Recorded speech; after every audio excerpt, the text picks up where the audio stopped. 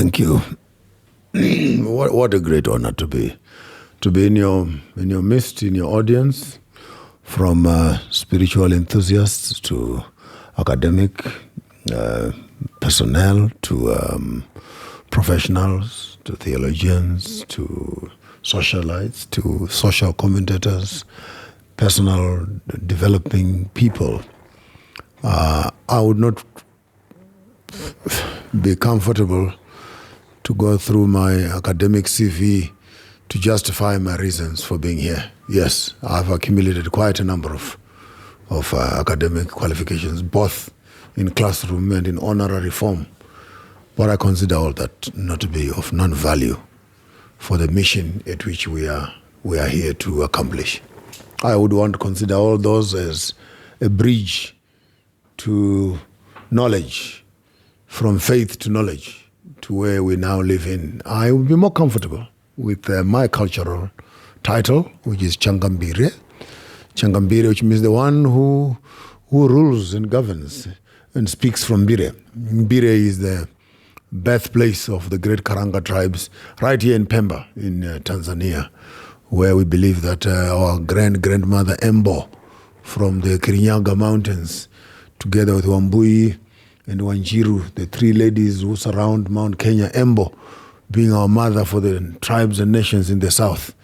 She actually walked with us from here, and we went to build the first monument that we had in Pemba, which is actually the greatest, similar to the Great Zimbabwe, to Muchena in Botswana, to Domboshava in Botswana, to the Maponga in South Africa, and 482 sites later that scatter around the southern hinterlands of southern Africa, with the Great Zimbabwe as the greatest of them all.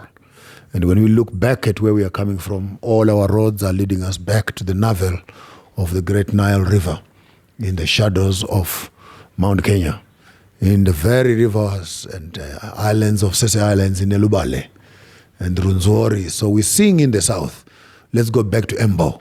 Let's go back to Embo. And every time we sing that song, we're remembering our grandmother, who is right here in the hills of your faith as Asiisians. So while you're doing Asiisians, faith, I hope you can allocate and see who are the children of Wanjiru, who are the children of Orguru, who are the children of Embo or Wambui. I don't know where those three ladies, or there are four ladies, the myths, all those 9 ladies. Then you can also, in your structure of your faith systems, be able to identify the African children, the melanated children, and having their embryo and their navel right here. And when they say Kenya is the cradle of mankind, I hope we don't take that as a commercial and a Ruto slogan for winning votes. If the oldest human species was found here, so maybe Kenya is the only place in the world, if I was a politician, where you don't need a visa, you don't need nothing. Because the whole world, because all of them then become your children. You become the center through which, and then you build from that to it. So Changambire will be more, because I come from the Mbire tribes, who are the Nkimas, who are the great baboons, the whiteheads, the monkeys that have a white beard, and I'm looking forward to having one of those heads. And it is very sentimental to me, because my grandmother actually named me Fuzijena, which means the whitehead, but it is the baboon that has a white head. And I think the Fuzijena concept is actually coming from this white monkey that is whitehead that we learned from here. But now in the south, we simply call it Fuzijena, and we don't even they've not seen. I think when the grandmother see this thing, they're going to cry, because now it will remember them. It will bring to memory those ancient memories. But the title, for the working title that I go with, is the Watcher. Complex as it is, but the observer on the sidelines of life. So I go by the title, I'm the Watcher, from the future, living with you in the present, with solutions from the past. My spiritual journey has allowed me to peep into the corridors of prophecy, has allowed me to peep into the annex of history, and has allowed me also to consolidate the two worlds that are far apart, sandwiched by two eternities. I'm able to start processing decisions in the present. I know nothing. I'm a student of life. I walk around cultural spaces, and my memory and my ancestral memory is quickened, and I remember things. Everything that I share with you, some I've tried to write, but lots of the stuff I share with you, I also don't know. So it's impulses. When the spirit is at work, I cannot take credit for the work that I've done so far. I made a radical decision to move away from the Christian space with a great risk. Family, mothers and fathers, wife and children. It has not come to me at a free cost. It has costed me even some of the things that are very important to me. And if I could walk past some of them, my voice would crack and I would shed tears. But to me, it's a lifetime journey, which has become very, very important. I welcome you and I greet you all. I'm Maponga Joshua, son of Lazarus, son of Marara, Muchena, son of Munyuki, son of Nduma, son of Nokwara, son of Chapinduka, son of Derere, son of Zibou, son of Fumojena, son of Sose, son of Mwenemtapa, and son of Tovera, son of Marenga, and we are great Vuzijena, Shoko Mbire, Wiramiti Chiwere, Mponango Kubawa, Nimasha Kumagaro, Chirena na wana wewanji, Makumbe mwana musende wa shano. Zibwe ziteza zungugwana na manga, warpedo ntambana zumtambur paruware, Wiramiti ya ususu wakaramba kulima, wakarima wana chimane, I could go on, and I could say I'm a son of Ham, son of Noah, son of Methuselah, son of Enosh, son of Seth, Son of God. If you are happy to hear me make the conclusion in the biblical text. But whoever created whatever, I've never died from the day the universe started. I've just been moving from one body to another. And here I am as an emblem of life.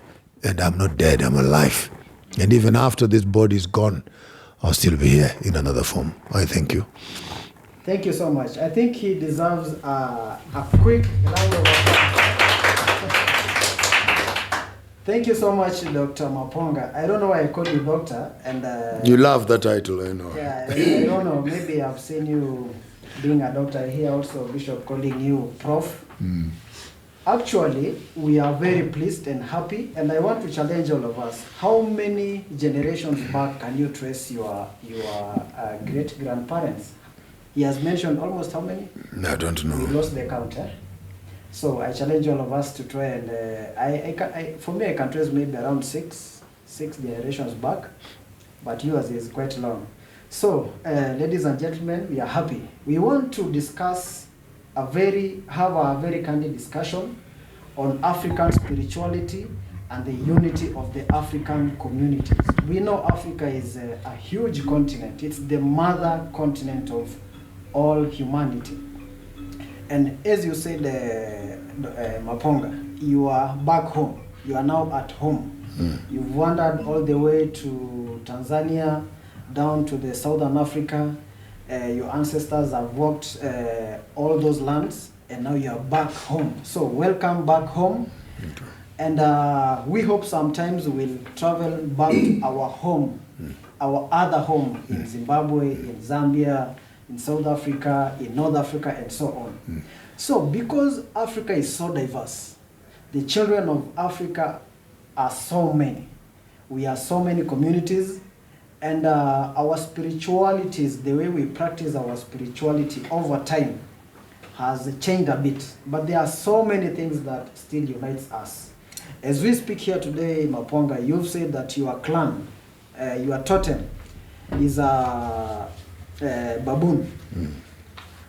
Maybe quickly in Kalenjin, we also have totems. And the clan that has their totem as the baboon is called Kipiagen. So you have Kipiagen is the clan that uses the baboon as their totem. No. So you are a Kipiagen. Yes. Kipiagen in That's it. And now Kipiageni. Kipiageni. Kipiageni. Kipiageni. Kipiageni. Yeah. All right, write it for that me. is baboon. Write for me. Write for me. I will include it on my. Yeah, you can say so. So what are the rituals for me to, when I come home to the Kipiageni? What must I do now? No, you just say I am Kipiageni. I'm Kipiageni. And Those who know will know. They will know. they will know. In fact, Write if your number here. No, don't worry. We'll do it. yeah, we'll do it later. So he's saying he's also from the Kipiageni clan. So Kipiageni. you have your That's my cousin. That's my cousin. No, but my brother. Yeah. Kipiageni. Yes. There you go. Another Kipiageni. And most of Kipiageni are them, my uncles. actually you notice by the gap on their teeth. The president of Kenya. Actually, President Ruto. is from the Kipiageni. No wonder me and him are always quarreling. Yeah. Now you have something you can. Is a Kipiageni brutal? Yes. I need to follow up on that. Yeah. So that is just a good example that there are so many things that unites us as Africans, and our spiritualities in Africa is actually our ways of life. We practice our culture as part of our spirituality. So Maponga, we want you to tell us something about how the diverse African cultures are united in spirit. Maybe we can start with the issues of clans and totems. I'll speak once. I hope you can hear me twice. I will not spare you with depth for fear of being misunderstood. You may need to play this video and audio in the privacy of your homes and repeat it to download the data, but I will increase the volume so that it sinks in your spirit. Our totems are much superior to our surnames and our language. They overshadow our clans. They overshadow our colonial nationalism. Totems are the very DNA of our creative DNA preservation.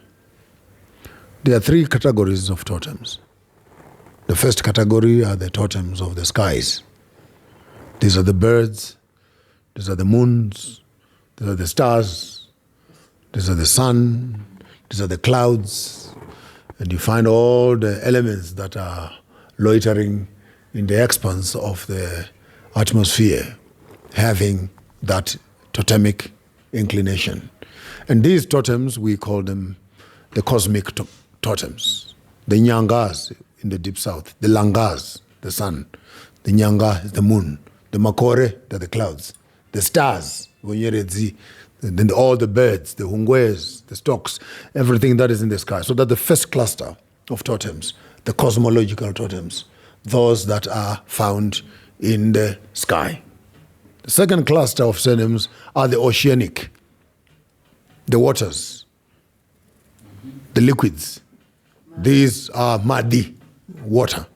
These are the crocodiles, the dolphins, the fish, the hippos, and the rest of what, even the water itself, is the Ziva, where I come from, which is the totem of just the pool of water that is sitting there.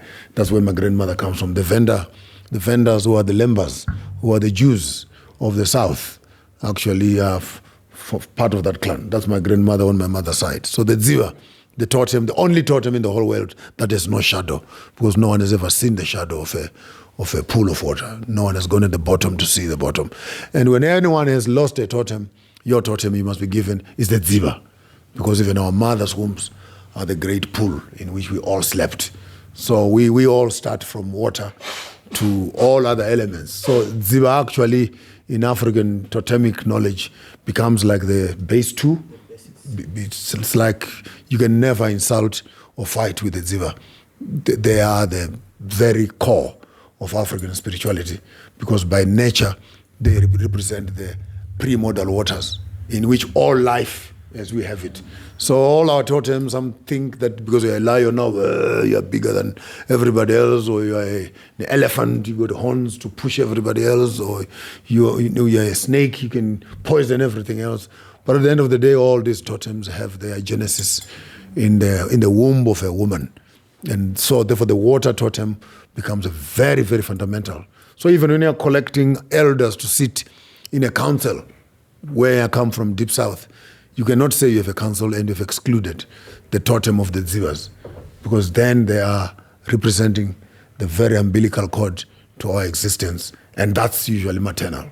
Are you following? Yes. That is a female energy through which we all have become what we are. So those are the oceanic totems. First totems, they are the cosmological totems, which are called the totems of the air in a more simplistic way.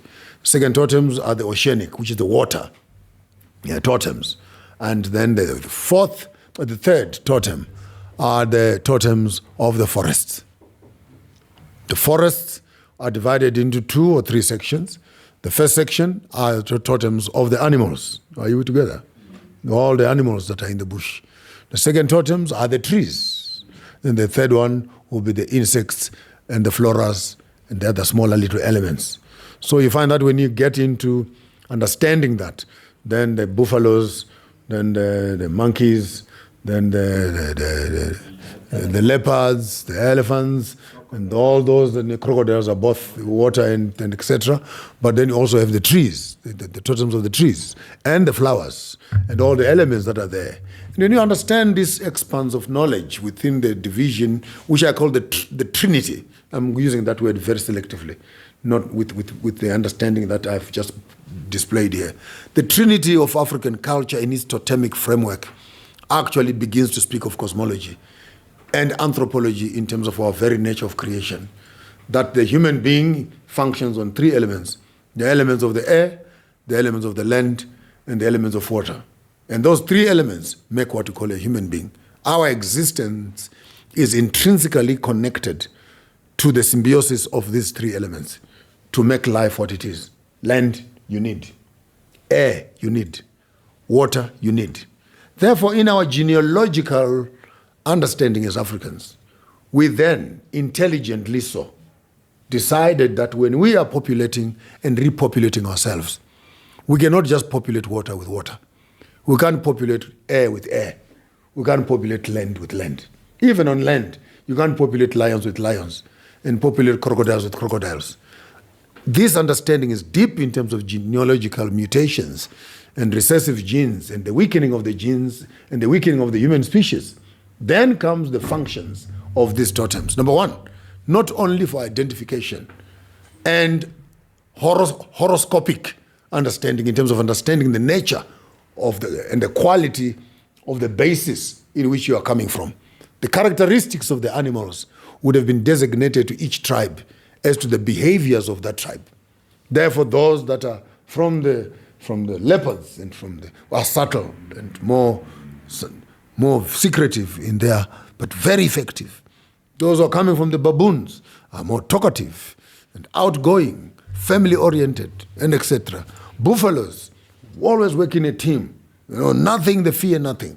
Protect their young ones. And the snakes, lone walkers, very tight when they get around things. And when you look at all these totemic and the nature movies would help you more when you see the relationships of these animals in the field. And when it comes to marriage and arrangements and etc., dangerous that you can make a lion get married to a buffalo. Because by temperament, you have one that has strength to kill.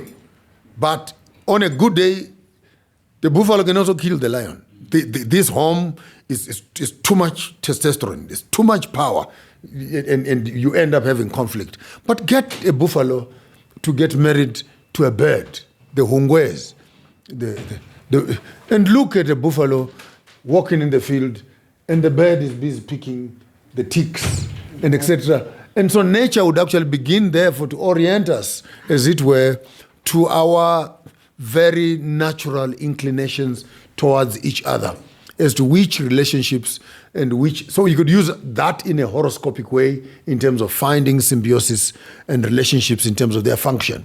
Over and above this relationship selection. And it's a science, by the way, which has not been developed. I'm just giving you this very high level. We have not yet been able to, some of you are more educated, you can take this subject much further and actually cluster in a veldt of animals and pair animals that are compatible one with another and those that are in no area. No area. And because by nature, our culture and history had already studied these animals.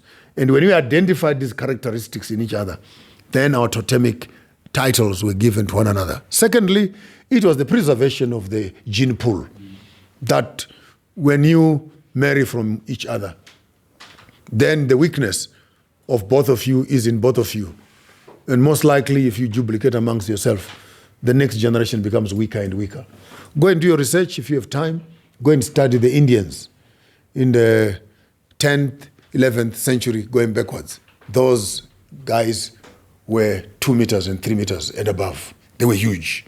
They were strong. But when the religion walked in there and they wanted to preserve their wealth within the families, they started marrying their cousins to their sister's brother. Like brother married whatever, and sister married whatever. Look at some Indians right now. I lived in Durban, one of the biggest populations of Indians away from India. Some of them are so thin. Their legs are like this thick. I'm not joking. Those things, you just see the head, that is a human being. They have so much cross, not even cross, in breeding until the hygiene of a strong Indian has actually been reduced to a very poor quality human being. You could literally think if you push with your finger, this thing will fall into the ditch.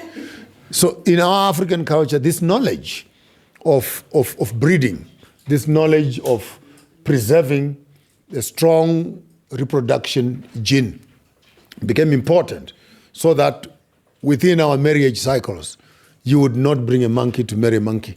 You would not bring a lion to marry a lion. You could not bring a bird to marry a bird. You could not bring a hippo to marry a hippo. And if you were to do that, please take note, if you were to do that, then it was important for an ancestral conversation where relationships had to be cut off first in a ritual, which was persuading the ancestral world that we are breaching the protocols of reproduction. Please be patient and forgive these children while they are indulging in something that is physiologically dangerous. And we hope that in their mating and in their continuity, that deformities and other elements of inferiority will not be complicated. A goat or a chicken or a sheep would have been slaughtered to cut off relationships in the spiritual realm, so that whatever happened in the physical realm, maybe the spiritual world would respect that. So, number one, it was actually for the purposes of identifying temperaments. Secondly, it was for the purpose of identifying the very genetic preservation. Thirdly, it was also done for land identification. Land identification. Then we know that this animal lives over there, these animals live over there, these animals live over there. And so our totems actually gave us access to the very presence of land. Even when you say to me right now that I'm a Kalenjin, I'm a Kipi again. If I come here to Kenya right now and say I'm looking for the land of the Kipi agains, there is a place in Kenya where the Kipi agains are found. And so even if I don't speak your language, but the very fact that I have the totemic connection to the source at which we are coming from East Africa here, I could walk up to the Kipi Again clan and declare myself coming from the south, and your grandmothers would remember some few 2,000, 3,000, 4,000 years ago that a group of you left here and you walked through there. You left some ruins there. Your grandfather stole cattle and stole goats, or the problem here. And this you begin to find it in the folklore stories and the hymns and the chants and the dances that are being sung. If you have your ears are open enough and you hear the grandmothers doing those small little ritual songs, you begin to hear all these elements of how would I know unless I had my grandmother singing down south, Asbuyeleni Embo, Asbuyeleni Embo. And imagine the day I felt when I walked up with Waruguru and she begins to tell me that actually Embo is the mother who gave birth to the children in the south. And all along I was singing in the south, I want to go back to Embo. only to discover that Embo is a woman in the south of the mountain of Kenya. And so this information is available. And our totemic connections supersede our tribes, supersede our countries, supersede our languages, supersede our cultures. Because at the core of that is what I might want to call African identity. It is embedded, intrinsically embedded in our totemic knowledge of self. Because it is there we're able to identify who we are, who our relatives are, and how we are connected one to another. Having said that, ladies and gentlemen, coming from a Christian background, I will not spare you, because many of you, some of you, who are coming from the Christian background, you allow people who don't even have a totem to teach you about totems. A white man does not have a totem, because they're not human beings. I will say that publicly, because being human means being humankind, being kind to other humans. And Bantu are the children of Ntu, who is the great grandmother in the Egyptian history. So if a white man refuses that he's not Bantu, then he does not have the spirit of Ntu, which is empathy. And within that context of absence of empathy, their skin has lost memory of the sun. Wow. When the sun touches their skin, it does not send any information to them. It is non-melanated. It actually gives them cancer. It diseases them. Whereas our skin has been kissed by the sun. And every day you stand in the sun and you yawn and you stretch yourself, bathing in the sun. You are reminded of the great rays that are permeating through you, how you are connected to the plants, how you are connected to the birds, how you are connected to the fish, how you are connected to the ants, how you are connected to the plants, and the symbiosis and the interconnectedness of life is experienced in the Buntu, in the Bantu, in our skin. When the sun touches it, it speaks to it. But through the isolation in the Caucasus Mountain, the white skin has lost memory. So the white skin does not have memory. That's why a white man only has his wife and his children. He does not even remember his cousin. Does not remember his brother-in-law, the cousin of my father who is married to my sister who was an aunt of this one. We go that far, don't we? This is my wife and this is his brother. And his brother's wife is my what, and his what is my, that's the grandmother of the one who gave birth to my sister's cousin's wife, my brother's niece. And yeah, we have it all together because we can understand how this web is connected into our worldview of life. But the white people have lost that. And by the way, Maponga, in case you are not able to trace all your relatives, the simplest way to trace is just ask, what is your clan? Which clan do you come from? Once he or she mentions the clan, then you can now say, now you are my uncle, yes. You are my grandmother's uncle, you are this and that. It makes it simpler. So, in actually what you are saying, actually simplifying a system of identification, sharing of knowledge. It builds. Sorry to cut you. Yeah, no it builds relationships. Yeah. You walk into a place and we all don't know each other. Like right now, I came here not knowing anybody except those people that brought me. You mentioned a totem. He was jumping from his chair. Please, can I have your number, please? Can I have your number? Can I have your number, please? I mean, walking out of this meeting right now, there are two people that I must make sure before I leave here, I actually have their contacts. There's something right there. Yeah. So there is our DNA of relationship building. And when you look into the biblical text, I had mentioned that you cannot allow people that don't have totems to teach you about the Bible. They're only happy to announce that Jesus is the Lion of the tribe of Judah. Like what? The Lion of Judah. It's a totem. So Jesus is from the Simba. Talai. In Kalenjin, we call them Talai. So Jesus is a Talai. Yeah. Now, white men will not process that. His software will be reading error. he does not have the science even of saying Jesus Talai. They will look at you and they frown. But to us as Africans, this makes sense. Look at Ezekiel. Yeah. The throne of God is surrounded by 4 animals. The face of a lion, the face of an ox, the face of an eagle, and the face of a man. Are these not totems? They're all totems. You look at the children of Jacob. You will be this animal, you'll be this animal, you'll be this animal, you'll be this animal. Are those not totems? Now, hence I always say, when you walk around the world, for you theologians, the people who understand this language I'm talking, they are the owners of the text. Adulterated as it is, confused and polluted as it is, the remnants that have remained, if you looked intently into those scripts, your brother has died, my brother. Please, can you go and sleep with his wife so that we can make children for him? Now, if you find people who understand that, please give them the text. Walk away as a white man, because you don't even have a clue of what is. A man has been killed outside of the city. Oh, please call the elders, please kill a cow. Let us wash our hands on top of the cow, and let us absolve ourselves from the guilt of this man. If you find people who understand that, they're the owners of the text.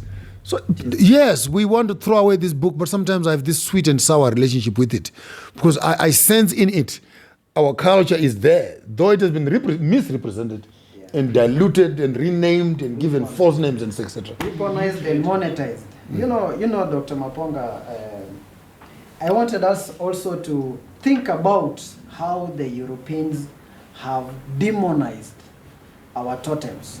Before we even go to Which is a very bad thing for us Africans, because we rely on totems for our identity, for our networking, for our relationships, for everything. Yeah.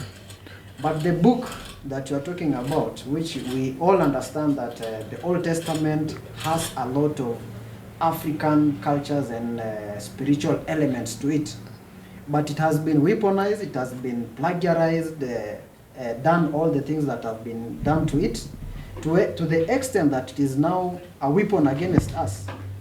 So, can you, in your own assessment, in your own understanding, can you break it down to all of us, anyone watching this? How has it affected us as Africans that the Bible is demonizing, or let's say Christianity as it is practiced now? It's demonizing our totems. For instance, the snake is an animal, it is a totem. The sun is a totem in Kalenjin. It is one of the totems in Kalenjin, but you realize that the Christianity being practiced here in Kenya, they are saying that Kalenjins are worshipping the sun, simply because the name of God and the name of the sun are very closely related. So, how did it come that these people who brought us, who took our knowledge, our spirituality, repackaged it, monetized it, controlled it, and sold it back to us as a religion? Why? What is happening? What is happening, Maponga? What is happening? Let's make it clear so that our people can understand. The colonial project, by nature, was not a single object or single objective driven, where we can only be looking at the resource extraction as one of the elements in terms of impoverishing and disenfranchising the African. It was the thorough project, because it was holistic in its approach to the destruction of the African culture. Over and above removing land from them, it made sure that it removed the very essence of agriculture, the culture of food. It removed from them the sense of time. Now your week is 7 days, with Sundays a day of worship. So you lost track of where is the moon, where are the seasons, and what is happening. When do we celebrate what and what? Now you must be gathering in churches every Sunday, paying your tithes and etc. It also removed from the sense of family. Now it's no longer about us as family, establishing a family together. It is a magistrate court who must actually sign a piece of paper for you to be called husband and wife. And estates and etc. distribution are no longer within the residence of the family. If you look at our governance system, the governments that come with it, you look at our education system, you look at our business, transactions, people will be selling out useful stuff for a bunch of papers. You sell land for papers. Papers. And you let go land, your ancestral land, because someone is giving you some papers, which you call money. Whereas in our ancient times, land is not for sale. Actually, land is not yours. You are a custodian of the land, holding it for the next generation. So there's no way in any time of history you'd find me collecting from you some cows and goats in exchange of my grandfather's grave. You're not hearing me, good people. My grandmother and my grandfather in this grave, and then I, in my right mind, I accept 2 cows. And I give you my grandfather's graves. So it's a misnomer to even begin to talk about transactions in that land. But the project was thorough. You're saying, how did it happen? I want you to look at it from the full fraternity and the full spectrum, that when you lose the land, you lose your culture. Then you indoctrinate people with education. Then you give them free, funny, abstract entertainment. Then you inject them with medicines and you drug them. And then you keep them in church, false religion. Then give them false spirituality on the other end. By the time a student who has been sitting from creche, from kindergarten, doing cartoons, Casper the Friendly Ghost, doing cartoons, Poco Hunters, doing etc., having their worldview being mapped up, and then by the time they're grown up a little bit, it is Tom, Dick, and Harry. What called this? The Tom and Jerry. They're beating each other up and they're fighting. The children are being taught anger and rights that you can't. If someone steals your cheese, you must ban him. You must bash the door on his head, and etc. And these little animals we call our children are already beginning to have a sense of justice. You cannot take my thing, and you must see them when they are in the shopping malls. And mom says, no, you can't have that. And you see this little young demon stomping the ground, and you wonder, is this the resurrection of a Tom, Dick, or Jerry here? Jerry's here. Jerry's here, and if you give that child, one other child shot their mother with an arrow in the eye. But anger issues, making you have seen kids, small kids like this, beating up their mother. Because mother said no, because in their world they've already been taught this. And okay, then you let them go through primary school. You start reading and writing, and more indoctrination. 1 + 1 = 1. 2 + 2 = 4. 4 + 4 = 8. And you come in my spiritual class and I say 4 + 4 = what? And you say 8. And I said, you're wrong. 4 + 4 = 2. 4 grandmothers on your mother's side and grandparents. 4 grandmothers and 4 grandfathers. And when these four meet together, that gives you your mother and your father. And 1 + 1 is not equals to what? It's equals to 2. No, it's equal to 1. Then from the 4 comes the 2. From the 2 comes the 1. There we are. At the great birth and canal of humankind. How are you, my brother? My ancestors on my left, my ancestors on my right are here with me. The whole mathematics table is upside down. When you are counting going that way, I'm counting coming back this way. By the time you get to high school, then you're taught equations, the world is round, what, all these philosophies and ideologies. Get to university, then you specialize in this nonsense. You know everything about nothing. Then you ask me a few moments later, how did we get here? My brother, the project was thorough, with a timetable from morning 8 o'clock, a child is in school, they come back at 3 in the afternoon, 5 days a week, and when they finish from there, they are in church from 7:30, 8 in the morning to 4:30 in the afternoon. On Sunday, they are watching soccer and etc. On Monday, back to the 25 years later. And you ask me how? You ask me how? It's so painful. It's so painful that even kids 3 years old are now boarding buses to go to what we call, is it not kindergarten, playgroup. 5 a.m. Yeah, imagine 6 a.m., 5 a.m. Your kid you have to wake up your kid, take him to board a bus to go to school. Those kids must be 3 playing. years old. They must be playing. They should be playing, sleeping as like even 15 hours a day. It has been spoken in psychology that some of these kids actually fail in school because at that formative age, their appetite towards formal learning is still very low. They are still trying to figure out their environment, and you're already forcing them into reading, and you judge their intelligence based on their interest that has not been awoken. These kids must be pushing trolleys, climbing trees, chasing dogs and cats around the house, finding themselves, their muscles, learning how to lift up things before they can be, and we push them into the academic institutions. Into 1+1, drawing some funny painting things that are not even like animals that they see in their the animals from Europe, the deers. They are drawing aeroplanes. They are not even drawing the cows, the trees, the kind of trees they are seeing in their compounds. So it is very difficult, Maponga, for our people to understand. But thank you for breaking it down. Also on the issue of identity and the role of totems, you notice that the formal education and all these other institutions that we currently have is not doing justice to the totemic systems that is the basis for our identity in Africa, which also goes hand in hand with our culture and our spirituality and how we connect with our Creator. So, can you just give us an inspiration? Give us. It is painful because our totems ground us, connect us with nature. Our totems teach us the principles of preservation of the very nature itself. So when you are coming from the antelope tribe, you are not allowed to kill the antelopes.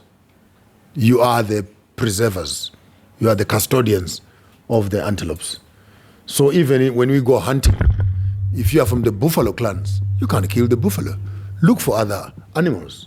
So you have a preservative connection of one tribe to another. So there's actually this ecological preservation of nature. It's actually inculcated within our Africa. We don't have to wait for white people to come and teach us conservation. We knew conservation. We know it. We don't even know it. We live it. It is part of us. This destruction that you are talking about, which is coming from a colonial capitalistic framework where things have no value except monetary value. They have no spiritual value except their mere surface value. We lose much more in terms of understanding the depth of our totems. And these fake borders that has been put also will make it difficult for people to cross from one tribe, one nation to another in the name that you don't have the nationality of here. But what if my totem is across the road there? Why am I limited from living here? Why can't I go across there and live over there? And this, for me, your question for me will be dipping much more into when Africans understand our identity. Then we actually begin to appreciate each other. I would rather, when you address each other as Africans, I want to throw this up to every African. Stop telling people your name and your surname. It means nothing. Tell me your totem. Yes. Only. Tell me your clan.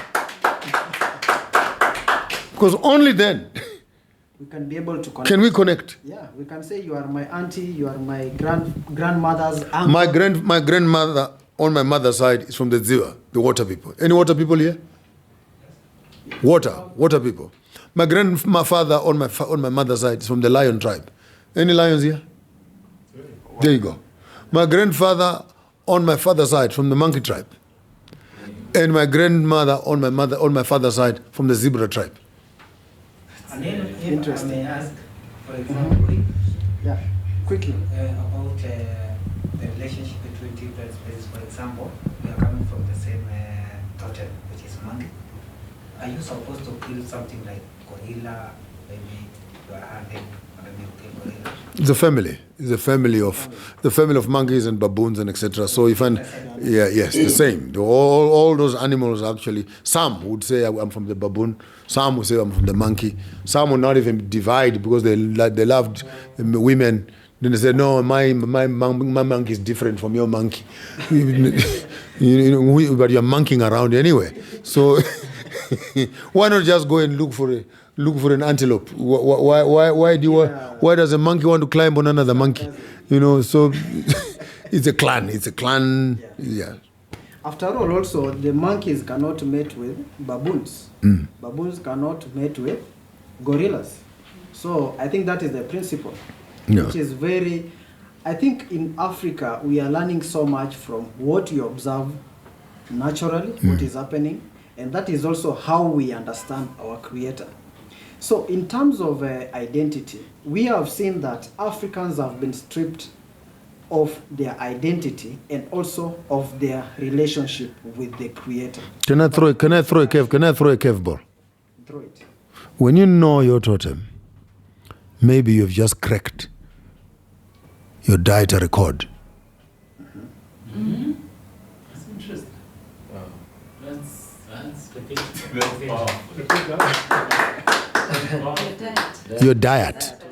Your dietary code, what you should eat, and possibly what you should not eat. If you can follow the diet of your totem, you'll be very healthy. Maybe you've just cracked. You've just been to a doctor right now for the rest of your life. Then you would actually understand this is not just about totems. It's actually understanding that the inclinations of these totems to the very vegetation and nature in which we live, maybe there's much more to do just with the name. It also goes on further. But maybe when doctors are saying to you, do you have a history of cancer or diabetes in your family? And you go, yes, I have diabetes. My mother suffered from cancer. So are you telling me that our genealogy only carries diabetes and cancer? Our genes don't carry more of knowledge, of wisdom, of intelligence, military prowess, wisdom, royalty. So the only thing genes carry is diabetes and sugar. Why not the other? But when you look at me and you look at my grandfather and you look at the symmetry of my face, you look at my shape of my teeth, you look at a direct replica, the question is, was it so? Is it just physical? No.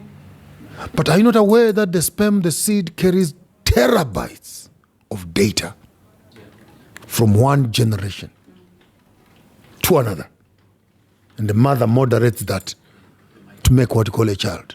So maybe when you understand your totem, you may actually discover your career as to what is it that you are intrinsically built with ability to do. I'm from the royal house.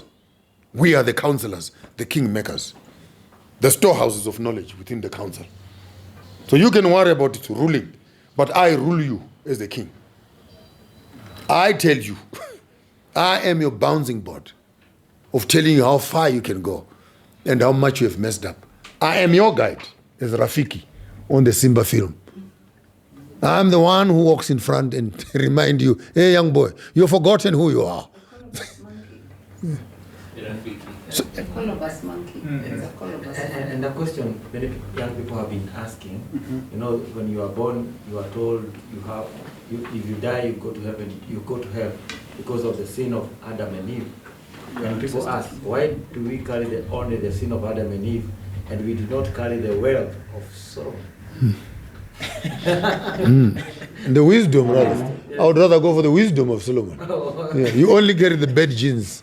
Can I also add a question, please? Yeah. I think we are now entering to the question and answer session. And remember to keep it maybe a bit around the identity issues plus other related issues. Or maybe Maponga as you respond. But let me summarize maybe in total. Yeah, we can move on.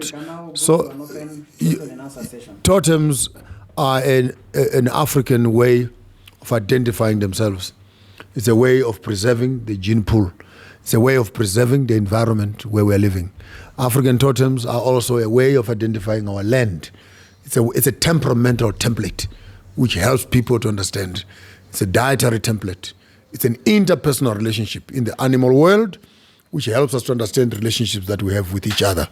And totems, as it were, are not only found within the African cultural space, the biblical space also hints to the knowledge of the totems.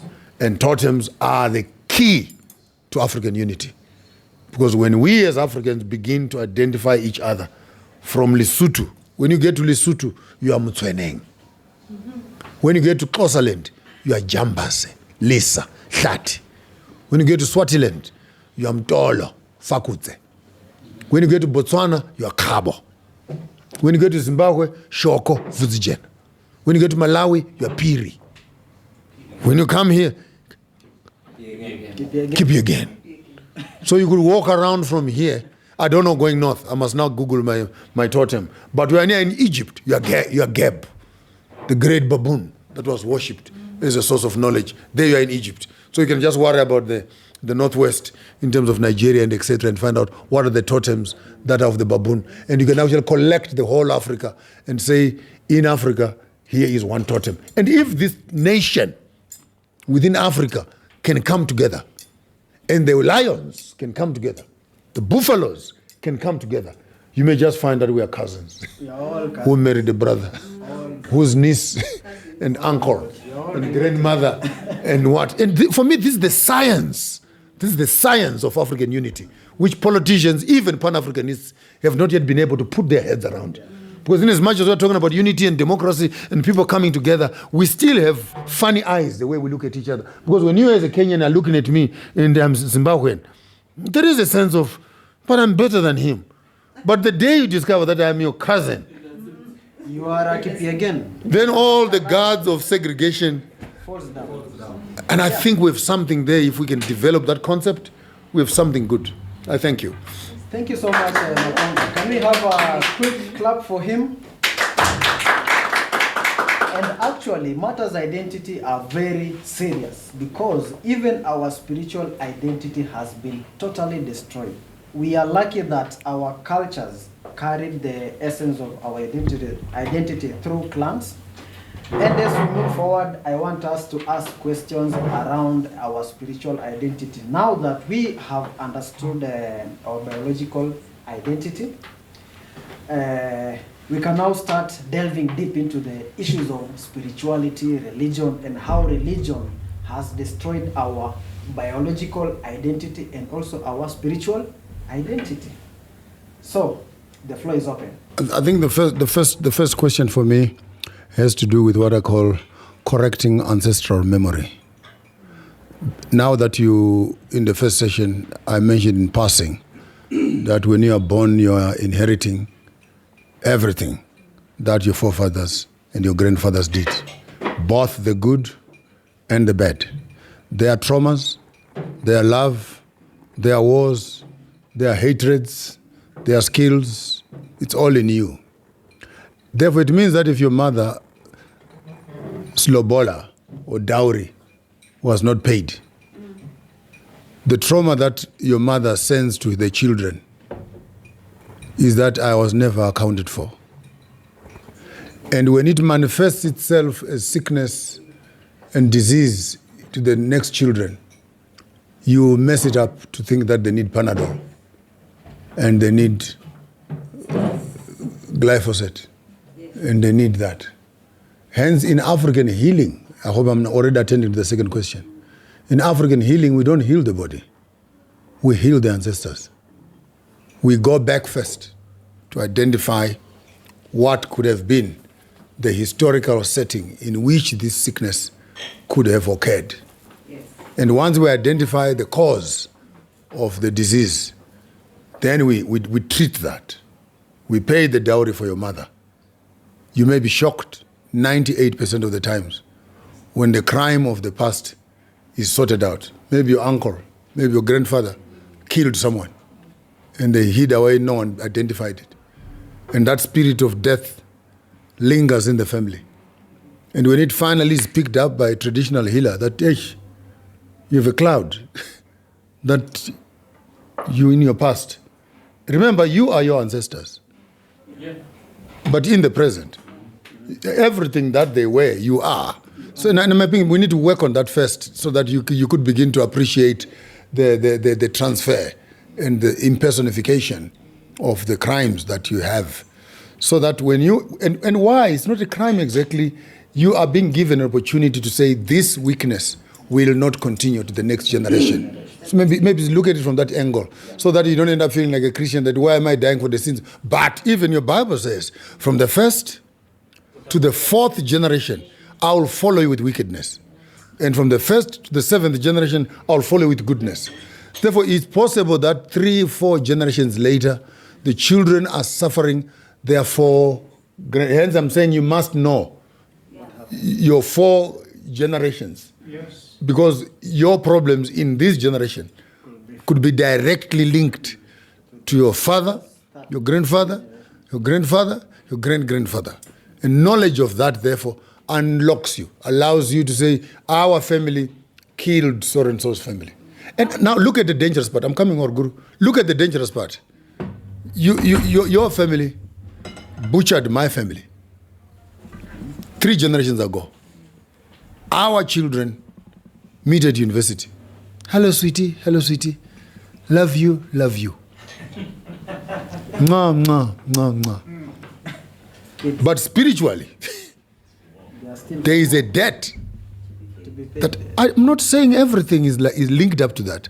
But is it possible that actually the compatibility of some of our homes is actually linked up to some of the crimes that we have not accounted for in this generation, and we are trying to force the physical merge when spiritually, and again, when you understand the web of relationships, maybe you are now dating a man whose grandmother and grandfather are actually having a problem with this tribe. Hence the issue of clans and totems becomes very, and the grandmothers would know.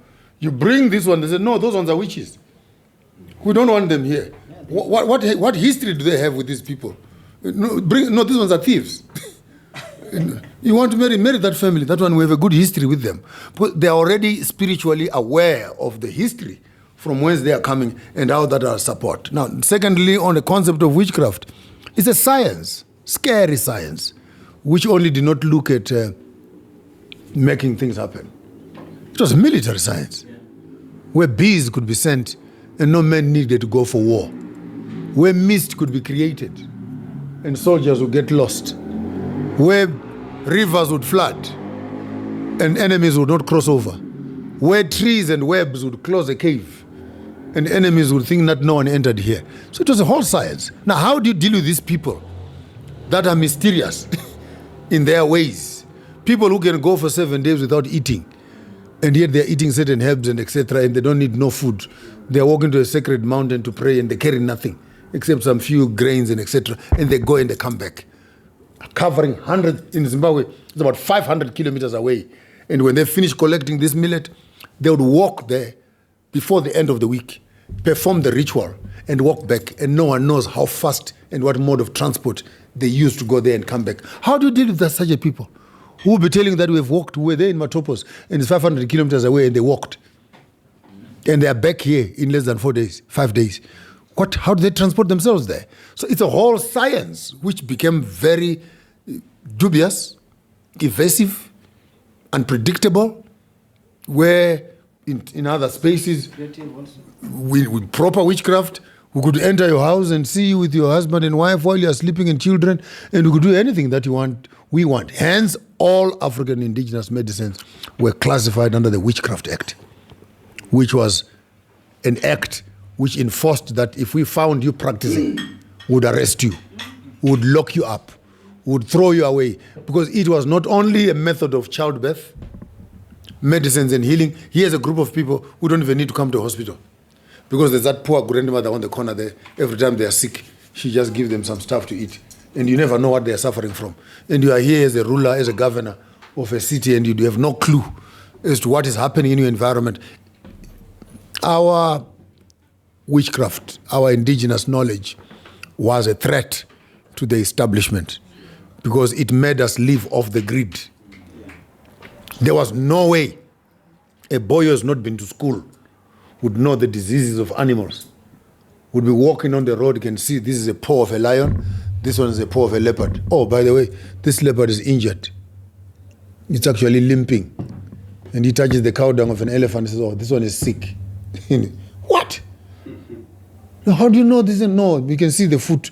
When the leopard touched the paws are on the soil. It's like it's dragging its feet. And the science of being able to study. A woman could be looking at a child coming from there, half a kilometer away, and the old women look at each other and say, that one is pregnant. That one is pregnant. Before, no science, no test, no blood test. They just look. How do they know? It was a science. They would put these beads around their girls, and they would just pass by and touch you and find out how much gap is between the beads and their hands. And they could tell, man, you're gaining weight too much and too fast. And are you getting fat or something has happened? And all these things are put in culture, subtly established. Our old ladies would put on herbs in our food and we eat and it was a hospital.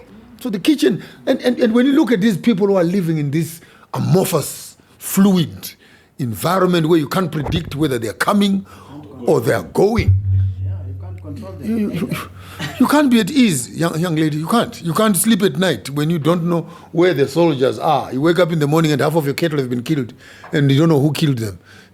So it was military, it was security, it was dangerous that the African could continue to practice his own thing. They would tell each other, no, it's going to rain. It's going to rain. And they go to the river, they look at some certain birds that make their nests by the river. And when the season starts like now, and the birds start making their nests, the old women go there and look at the birds. And they can tell this year we have lots of rain, or we have little rain. How do you know? Last year, their nests were here.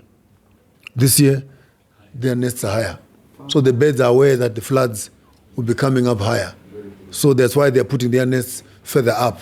You come the following year, the nests are low. So, the water level will be low. There's hunger this year. Now, and again, observation of nature, of nature, nut, gave the African a competitive advantage over the colonial academic system. And it was very, very dangerous that the African could be allowed to exist and live without asking the white man, what must I do? So actually, Well, can I just say something? yeah, as we move to the next question, I think She wants to Can I do a... just go so back quickly, one quickly, point? quickly, so that we handle him. So then- let me take you back to the first question. You raised an issue about the disease that possibly we are experiencing currently, and it could possibly be due to ancestors. Some. And, some. So, and I'll take you to a case in point, epilepsy. Epilepsy is one disease that when you look at it, the symptoms are not like the kawaida disease, okay? I'm sure for most of you who have seen someone suffering from epilepsy, you possibly will even link it to some spiritual... Bipolar, epilepsy, and there are quite a couple of them, psychological diseases here. Yeah, so what action can you link to it? Again, the African medicine and healing, What do you think you may have gone wrong? it's holistic. It's holistic. So that these diseases which are now manifesting within our cosmo cities, they are happening far away from old women's observation, where they can be identified early, and solutions to some of those problems. Should they be psychological? Should they be physiological? Should they be ancestral? Should they be dietary? Should there be predisposition to whatever elements that could trigger that? Those elements are actually managed from a cultural, ritual environment. I have seen and have witnessed epileptic people getting healed by simply tracing back their ancestral conflict, where the exposed body could have triggered that, and it could be sorted out. So it's not only just a matter of dragging people to vegetables, but finding out the source as to where it is coming. In some certain cases, some of them have manifested themselves as healing skills. Autism, for example. These kids who are artistic, they look at a building and they can draw it without looking at it, and etc. And they are crazy, just and highly spiritual, on steroids, to an extent that they are living on the dimension of vibration. Even when they are talking, they are not steady. They are literally vibrating constantly. Where you call it convulsions, but it's literally vibration. They are in a state of mind where it's beyond human beings. And you bring these people to a medical school, they take their stethoscopes and they look and they go to their book and reference. Oh well, this is autism. But go to the traditional people. Those are gifts that needs to be ushered in, that needs to be welcomed in. Ceremonies must be conducted to acknowledge what has happened, quieten the spirit and allow these children to normalize and etc. And therefore rituals are the diet of the spirit, because ritual is spirit and ritual. And rituals are the diet of the spirit. So you cannot be spiritual if you don't do rituals. And when the African throws away rituals, he remains with problems. And some problems, I'm not saying all of them, some problems don't need physical or physiological solutions. They actually need spiritual solutions. Some problems, I'm not saying all. Very interesting, very interesting. Can we jump to the next question? I just wanted to underscore one thing, if I may, please. Quickly, let's have a... What Maponga has just talked about, I actually thought, and I will defer to the elder here, it was an Agikuyu elder speaking about lobola or dowry. In the Agikuyu tradition, there's a specific name for an illness that is related to not taking dowry, and it is called dwari. You did not take the sheep or the goat, mwatena harika, you did not take the calf, mori, you did not take, or your parents did not take.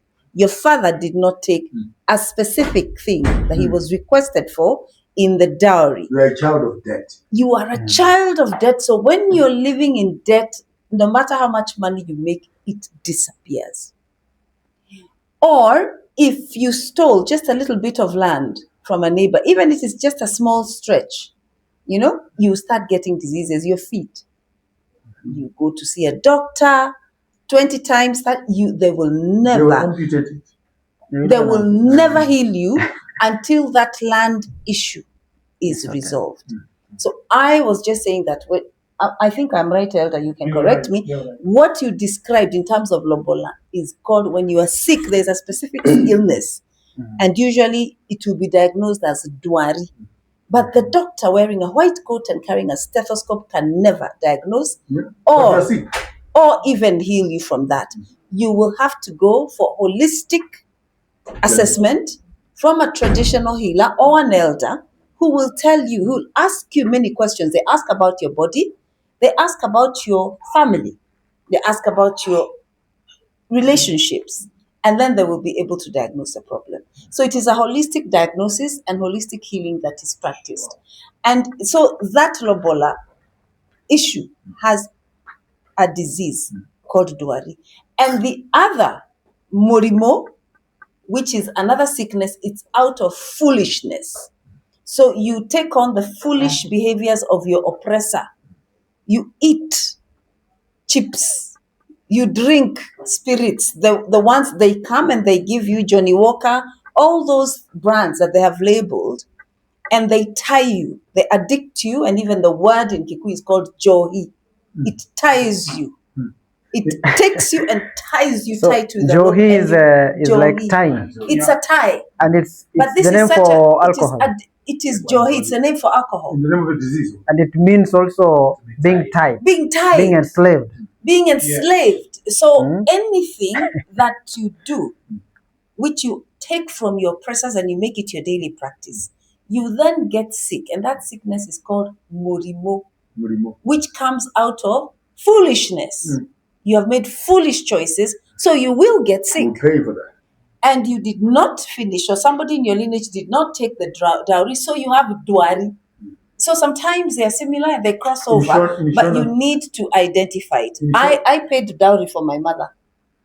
I paid my mother's dowry because I noticed something in my family, and I saw an elder, like the elder here, like Elder Munyori here this year, and they told me. Because my mother and father were the first generation Christians. There were no other Christians in my family before that. So my father said, this dowry business is foolishness.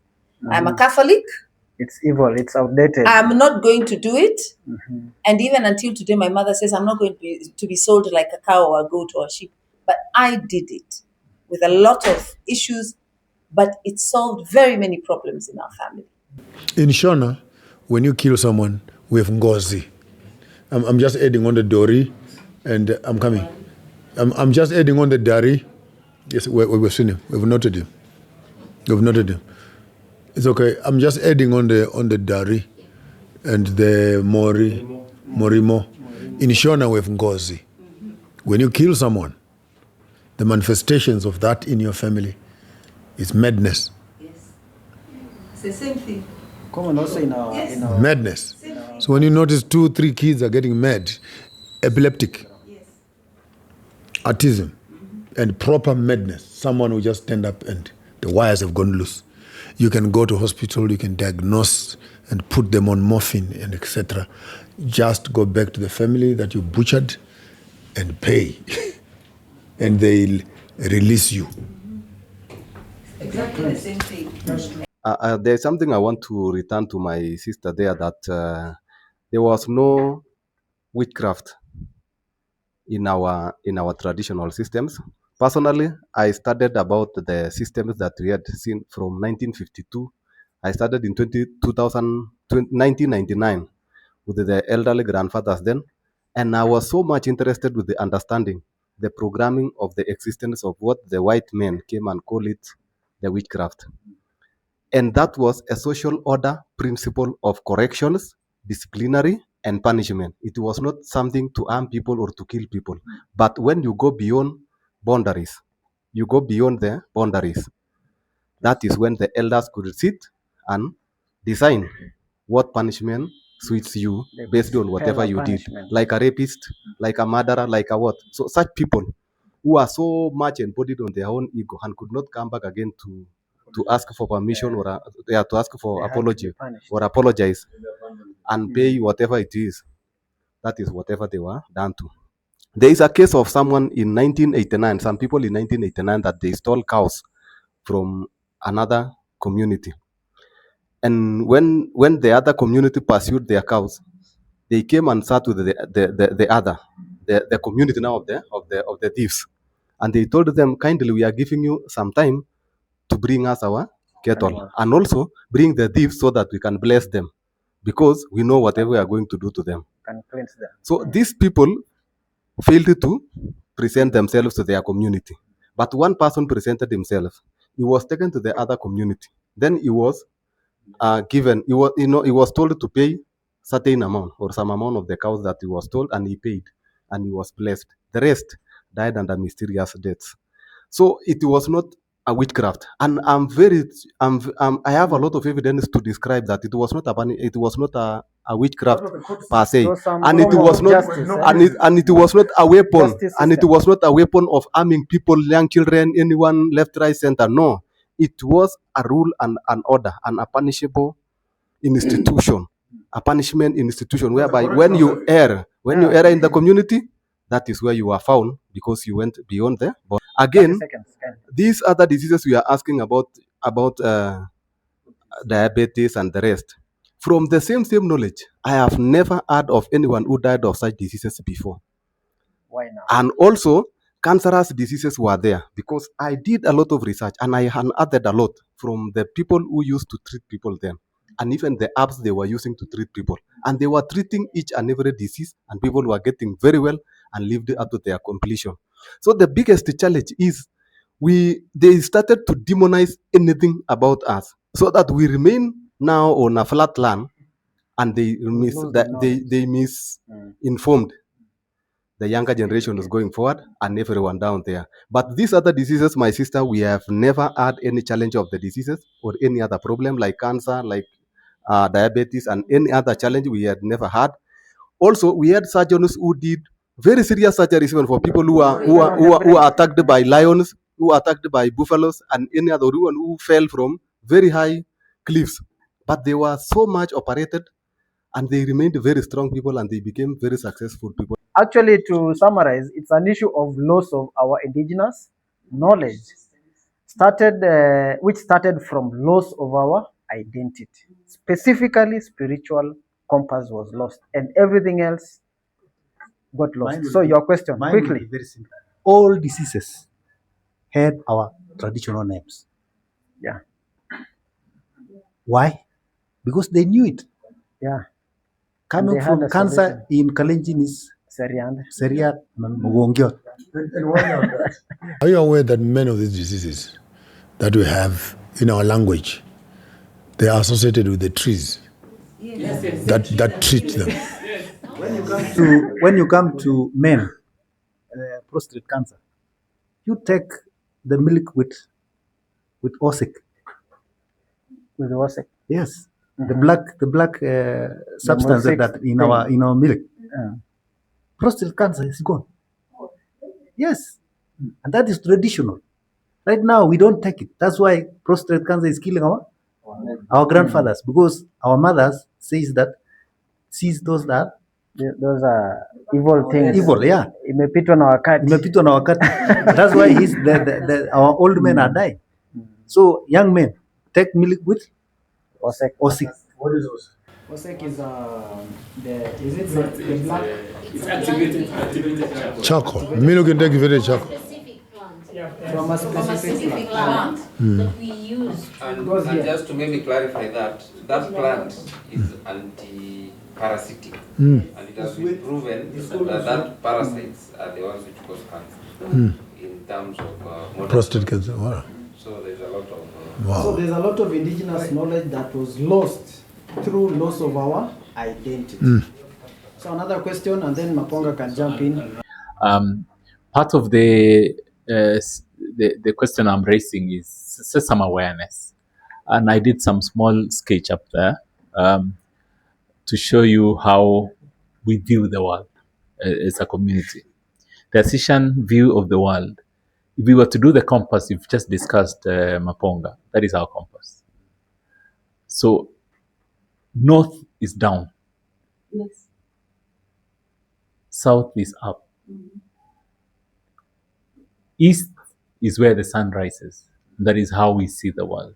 So we start describing everything when we are facing east. The flip of it is how we've been taken to school to the point that we think north is up. Yeah, which should down. be the sun. And it's to the left side. So this is how we view our world. We look at the east, and that is the head of life. Top of everything. To the left is north, and it's mentioned as down. To the right is south, which is mentioned as up. And then the west is behind us. It's called Jirongo. So that kind of flip of knowledge is what the world has actually done to us. They flipped us. They just flipped us in a way that they're saying down is up. And yet we know for sure from our own system, our own approaches, our own thinking, our spirituality, our everything, east is up. That's why we face the sunrise. East is up. So that was one of the things I would add something, sorry, my assistant brother. The Nile, the source of the Nile is just here in Ginger. It flows south. Yeah, to the Mediterranean. How can it goes down. Flow up. It goes down. Why is it flowing up according to? It's going down. This is so. I just saw it and it goes down. Can you flip the ring light? Oh, sorry. Yes. So, my other question is very critical on what you've talked about is the totems, the clanism, and all that. And the way the governments, for example, I'm just trying to give you the picture of our community, and you'll be most probably when you have time to actually dig up. The Kalenjin, one individual, has close to 8 structures around the person. Okay? But one of the most interesting parts of identity is one individual in a lifetime has more than 5 names. One replacing another one. Right? So our challenge now, which is happening on identity issue, is that the first name you're given, which is registered in the books, is quickly recorded by the government. In our culture, that name is dropped because it is not aligned with a spiritual connection. And you said very well. And I want to most probably all of us who are here to understand what Maponga has said. That the number of witnesses surrounding one individual, the math we talked about, they're using it in computers. You remember the 64 bits, 32, 8. It started from 4, 8, 16, 64. 32, 64, whatever, up to... That is a structure. When you stand as an individual, there are a number of witnesses, spiritual, our ancestors surrounding you, are in millions. They're in millions because you're talking of 2 parents, 4 grandparents, 16 great-grandparents, and the 2 great-great-grandparents. When you go backwards, you'll go into millions. That is a massive knowledge. And while you're on that, for my 2 pastors that are here, that is Hebrews chapter 12, verse 1. Yes. We are surrounded by a cloud of witnesses. So that is, now we have a challenge, because the naming ceremony, it's called kurenet, is very critical, so that you can allow, when you say the only people who can understand even the book you're talking about are the owners. In our community, the Asiisian spirit the Asiisian spirit is to ensure that every child undergoes kurenet. Kurenet naming is ceremony. is the naming. And the naming process is because of that selection, the alley of witnesses. It's one after another. And once that name enters you, you actually possess them. It activates the ancestors. And their gifts. And the gifts of the ancestors. Yes. And it is out of calling. and the crimes. Yes. If they are No, it's holistic. Everything. Yeah. But the naming ceremony is also very critical, because we have 2 aspects in our community. We have an aspect of holy spirits. Okay? We call them libuob. Libuob spirits. The good ones. These are the good spirits. And we have others which are not holy spirits. So the holy spirits are not called back. They are left to disappear. We only call you if you possess good spiritual giftings in your past. And it's a ceremony. Now, that is a real name that makes you to live. That is not registered in government. And that is a problem with identity. Yeah. That's It's a problem with systemic identity. problem. Of course, attacking later our on, as a identity. man, you now acquire the name. For example, I call myself Arab Bet. The son of. That is an acquisition of a name in manhood. All right? And then, of course, later you have other names and so on and so forth. There are so many other issues we want to discuss. But I'm just saying, as part of identity of tribe, clan, totems, the name issue, and the power of colonialism to brainwash, which is now happening. You'll hear everybody calling himself keep so and so, keep. The keep name is never a name that should last more than maybe 3 years. Okay? Once you hit 3, you have an ancestral name which lives through you. So that is one of the challenges that we're having as a community. Thank you. Respond on what he said. I don't think there was any question there. It was an extension of. Quickly and then. Yeah. Okay, I'm recording myself. Thank you so much, the Kalenjin community, for inviting us, the 2 seers from the mountain. Professor Maponga wants to call us pastors. You are reminding us we are trying to run away from those terminologies and titles which have been mutilated by the so-called church, in quotes. And that's why we say, let us be called seers from the mountain. There's something that you have mentioned that, touched my heart and clicked in my spirit. One, you talked about the scriptures. I will not call it the Bible, because the Bible is a collection, is a library of books. The Bible, the scriptures have so many nice things which I have been trying to actually to cite, because they can help us. And I want to state this statement in this meeting. The Bible is not a white man's book. In any case, Keep the it mic was closer. written by Moses. And Moses was a Levitical priest. And if there are any Levites that are remaining in this world, they are from Mount Kenya. And I am one of them.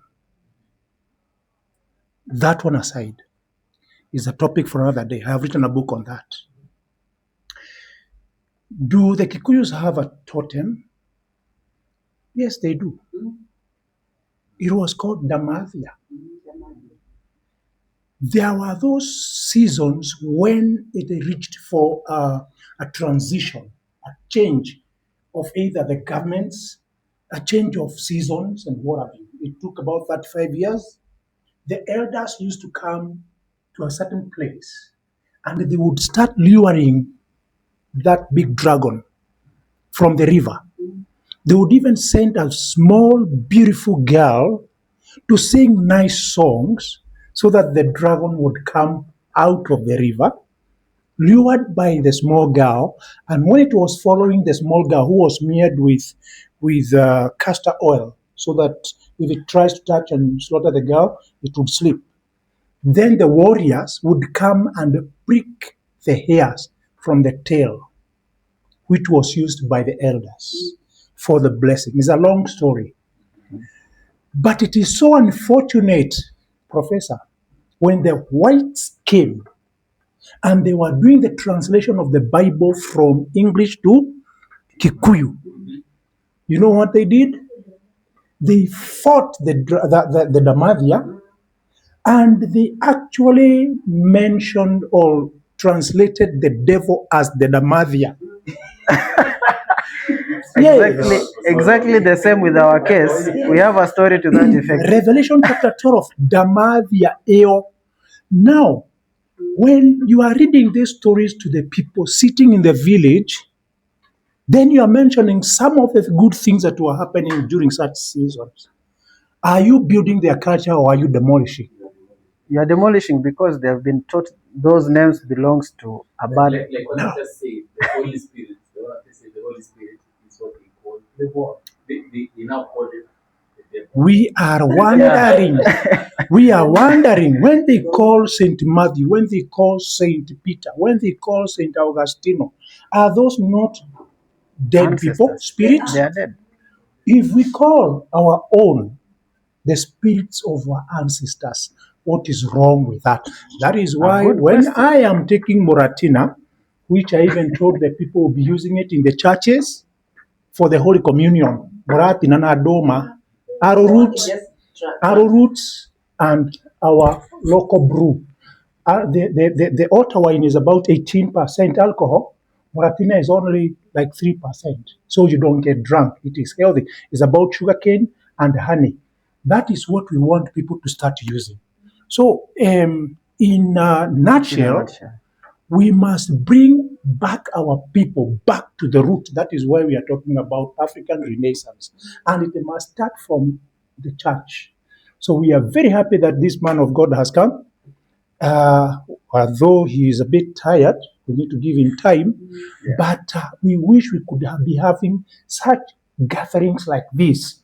Do you know what we need in Africa is to speak and share such cultural things because they bring us together. Yeah. Because like it's a now, ritual. Among the Agikuyu people and the Kalenjin, already there is somebody who is standing to bring conflicts and confusions. Yeah. But when I listen to you, I see a lot of similarity. This is something that's supposed to go nationwide so that we can bring peace in our country. So this is an eye-opener for me. Kindly be calling us quite often. Thank you so much. Very interesting. Very interesting, ladies and gentlemen. All right. The crisis we're facing is that our liberation movement has not liberated itself from the very institutions that colonized it. So you find the liberation heroes coming from the bush, and they go and assume the same positions to manage the very same system that was oppressing them. Yeah. And they call that democracy, which does not change the Department of Health, does not change the Department of Immigration, does not change the Department of Education, does not change the Department of Agriculture. Actually, your biggest enemies right now are your government, who are reinforcing the same witchcraft act which the white people were oppressing, taking away land to themselves, which you were fighting away from the white man. Now the black man, who is a politician, is owning the land. What has changed? The people are still being oppressed under a system that should have brought freedom to them. And many of these issues that we are discussing, it looks like we're talking to ourselves. because the system itself seems to be totally ignorant about what is it that the community wants in terms of its transformation to give to Africa the Africa that we deserve and the Africa that we need. And we need to have a new way of identities, new ways of naming, new ways of healing, new ways of medicine, new ways of war. I'm happy of all the guys who make me happy. Ibrahim Traore, one of his security officers, is not actually a formal security officer. He's a traditional guy. The guy with the teeth and etc. He puts on a barret. They say he goes to the mountain, there he can work with bees and etc. He disappears and appears wherever he wants. One of the chief security officers is actually an indigenous security officer.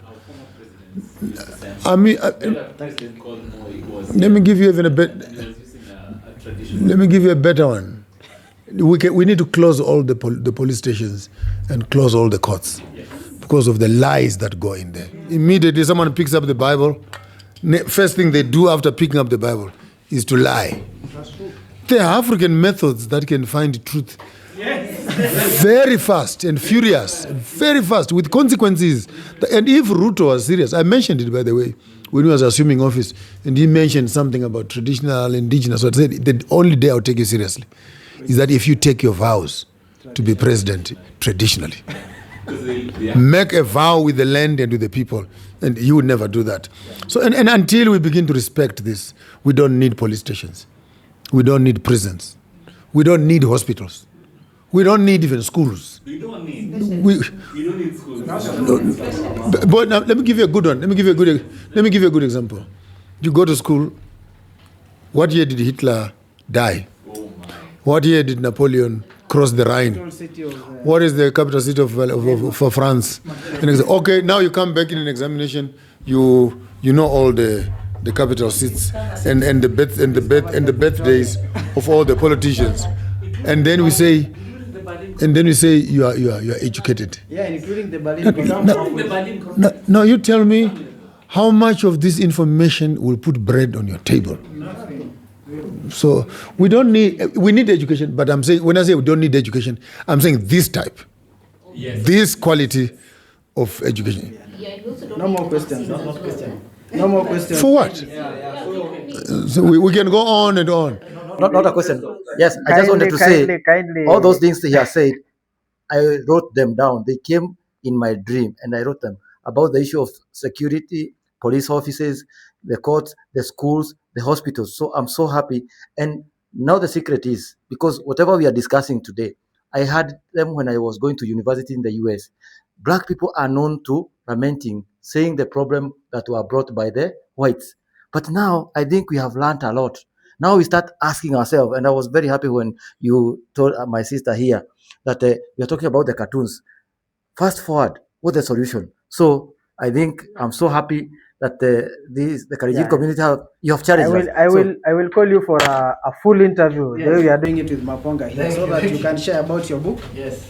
So Maponga, I want you just to summarize. Can you inspire us? Can you inspire Africans, all those who are watching? I know we will post the video later. Just say in a nutshell, what should we be doing actually? Every tree is sustained by its roots. Then you can harvest the fruits, but you must learn how to water the roots. Our roots is our culture. Our roots is our history. Our roots is our heritage. And when we are grounded properly on our indigenous practices, it will not be difficult for us to begin to see a different product and fruit, a different politician, a different academician, a different doctor, a different, economist. Because as long as we recycle these colonial lists, we will be wondering why we are actually changing hyenas with foxes and always wonder why sheep are disappearing. Because dogs and animals, they eat meat. The system itself is built on consuming its own people. And the preservation of the society comes only when we begin to take a little bit of what is in the past, join it with a little bit of what is in the present, and rewrite a new narrative for the future.